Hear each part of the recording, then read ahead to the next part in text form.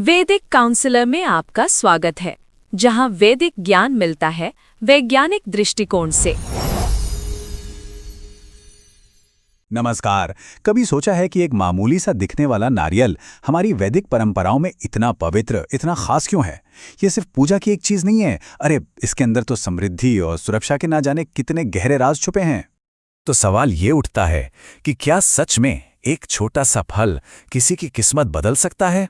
वैदिक ज्ञान की माने तो इसका जवाब है हाँ, बिल्कुल। और आज हम यही जानने वाले हैं कि आखिर ये होता कैसे है। चलिए इस रहस्य में और गहरे उतरते हैं। देखिए, इन उपायों को जानने से पहले ये समझना बहुत जरूरी है कि नारियल की सबसे पवित्र पहचान क्या है, जिसे श्रीफल भी कहा जाता है। श्रीफल, इसका मतलब ही है समृद्धि का फल। इसमें जो श्री शब्द है ना, वो धन और सौभाग्य की देवी मां माता लक्ष्मी का ही दूसरा नाम है। मतलब ये फल अपने आप में देवी का आशीर्वाद लेकर आता है। और पता है, इसका ज्योतिष से भी बड़ा गहरा नाता है। जी हाँ, मानसिक शांति के लिए इसे चंद्रमा से जोड़ा जाता है, ज्ञान और समृद्धि के लिए बृहस्पति से, और वैवाहिक सुख के लिए शुक्र से। अब शायद समझ आ रहा है कि ये भगवान शिव, गणेश और मां लक्ष्मी को इतना प्रिय क्यों है।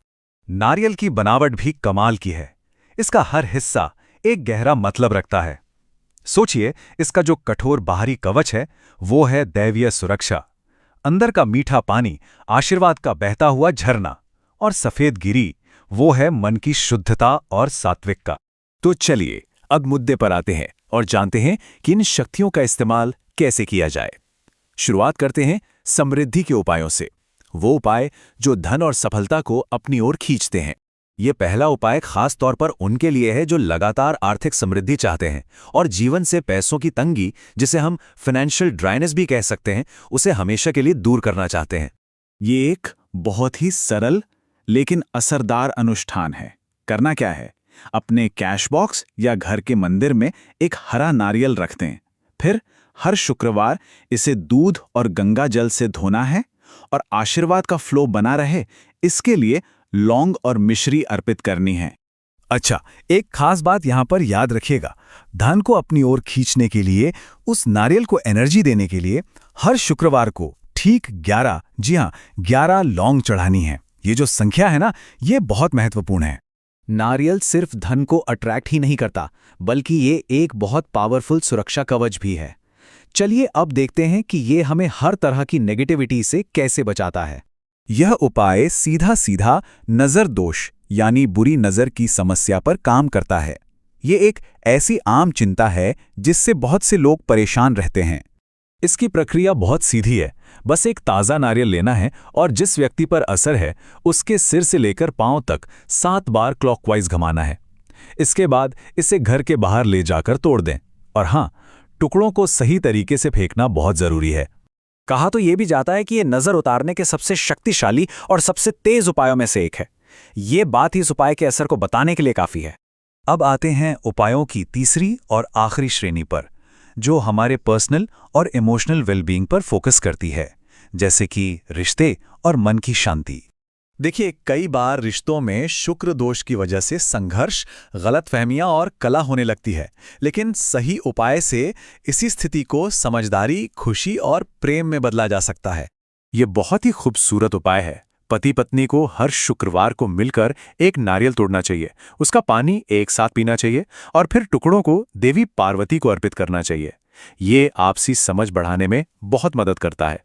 और जो लोग एंग्जाइटी, नींद ना आना या इमोशनल इंस्टेबिलिटी का सामना कर रहे हैं, उनके लिए भी नारियल मन की शांति का एक रास्ता दिखाता है। इसके लिए सोमवार की रात को सोते समय अपने सिर के पास एक पूरा नारियल रखना है। अगली सुबह उठकर सबसे पहले इसका पानी पिएं और फिर नारियल को किसी शिव मंदिर में या चंद्रमा को अर्पित कर दें। ये उपाय मन को शांत करने के लिए चंद्रमा के प्रभाव को मजबूत करता है।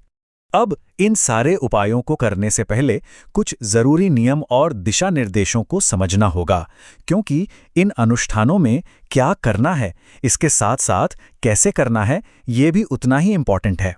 तो ये कुछ बुनियादी नियम हैं। पहला, हमेशा पानी वाला ताज़ा और साबुत नारियल ही लें। दूसरा, सारे उपाय पूरी श्रद्धा और साफ मन से करें। तीसरा, अच्छे रिजल्ट के लिए इन्हें कम से कम 21 से 43 दिनों तक जरूर करें। और चौथा, इस दौरान ओम नमः शिवाय जैसे किसी सरल मंत्र का जाप भी बहुत मदद करता है। कुछ और बातें भी हैं जिनका ध्यान रखना है।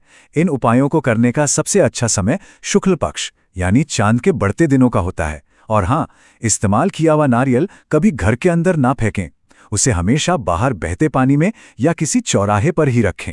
महिलाओं को भी अपने मासिक धर्म के दौरान तीव्र उपायों को करने से बचना चाहिए।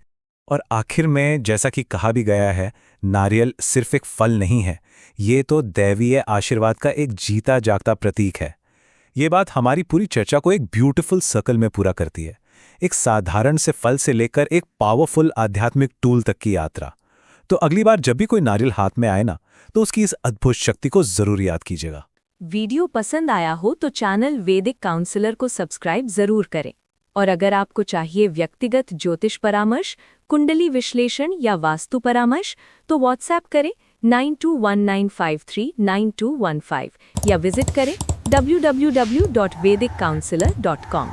धन्यवाद।